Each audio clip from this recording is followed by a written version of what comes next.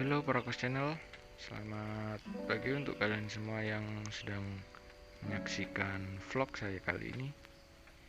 Pagi ini saya akan bercerita mengenai Omicron. Tepatnya kemarin pagi saya melakukan tes PCR, kemudian sorenya hasil sudah keluar dari laborat dan dinyatakan positif. Kenapa saya melakukan tes PCR? Karena saya hendak kembali ke tempat kerja saya, di mana mewajibkan karyawan yang dari luar kota untuk menunjukkan hasil tes PCR sebelum masuk ke kantor. Dan ternyata kemarin di laborat itu saya dinyatakan positif. Hanya saja saya tanpa ada gejala apapun, tanpa ada keluhan apapun, dan dimana angka CT saya menunjukkan di angka 28. Dalam artian itu mengapa saya dinyatakan positif tapi tidak ada gejala apapun. Kemudian malamnya saya baru geser ke IGD menemui dokter jaga, dan kemudian berkonsultasi. Oleh dokter disarankan hanya mengkonsumsi vitamin saja tanpa ada obat antivirus. Kenapa kok saya diberikan hanya vitamin? Karena penjelasan dari dokter, imun saya masih kuat dan saya juga tidak ada gejala apapun, karena di angka 36 ke atas itu kan CT-nya bisa dinyatakan kita negatif ya. Jadi dalam artian saya hanya cukup mengkonsumsi vitamin saja tanpa harus mengkonsumsi obat antivirus. Pengalaman yang saya bagikan di sini adalah sebelum saya dinyatakan positif, saya memang melakukan kegiatan di mana kegiatan sebelumnya yang saya lakukan di perkumpulan saya ada orang banyak juga, kurang lebih ya sekitar 50-an orang. Mereka ada yang dari Surabaya, ada yang dari Jakarta, ada yang dari Malang, dari kota-kota besar lainnya juga ada. Kemungkinan saya terpapar itu sudah 1 minggu sebelum saya melakukan PCR ini. Hanya saja saya tidak merasakan gejala seperti Omicron biasanya, yaitu sakit tenggorokan ataupun batuk ataupun pilek, apalagi demam. Karena saya tidak merasakan gejala tersebut. Intinya adalah jika kalian dinyatakan positif COVID, yang pertama kali kalian tanamkan adalah kalian harus memiliki pemikiran yang positif, di mana kalian tidak usah terlalu memikirkan yang bagaimana. Toh kita juga sudah divaksin sampai ketiga, sampai ke vaksin booster. Memang sih vaksin itu tidak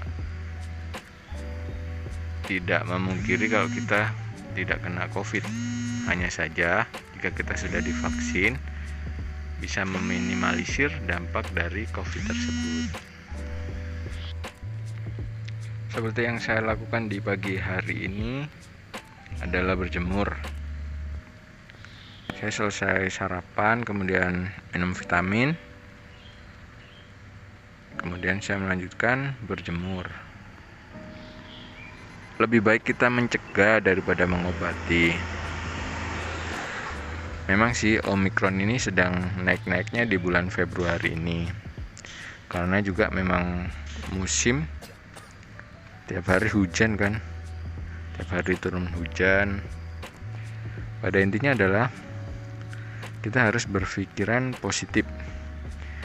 Jangan sampai terlalu dipikir yang bagaimana, kemudian imun kita drop dan akhirnya kita tidak bisa pulih. Untuk teman-teman, apabila ada keluarga yang mengalami gejala yang biasanya dialami oleh orang Omicron, yaitu sakit tenggorokan, kemudian badan panas tapi menggigil, sebaiknya segera dilakukan swab PCR. Tapi jika tidak ada gejala, teman-teman bisa menyarankan mereka untuk melakukan isolasi secara mandiri dengan catatan menjaga prokes ya. Isolasi mandiri sebenarnya bisa dilakukan oleh kita setiap orang dimanapun, dengan catatan kita hanya melingkupi satu tempat saja ketika kita melakukan isolasi mandiri. Misalkan di rumah ada kamar satu, ya udah kamar itu yang kita gunakan. Untuk akses makan sebaiknya kita meminta tolong kepada pihak atau keluarga yang sehat atau dinyatakan tidak positif COVID.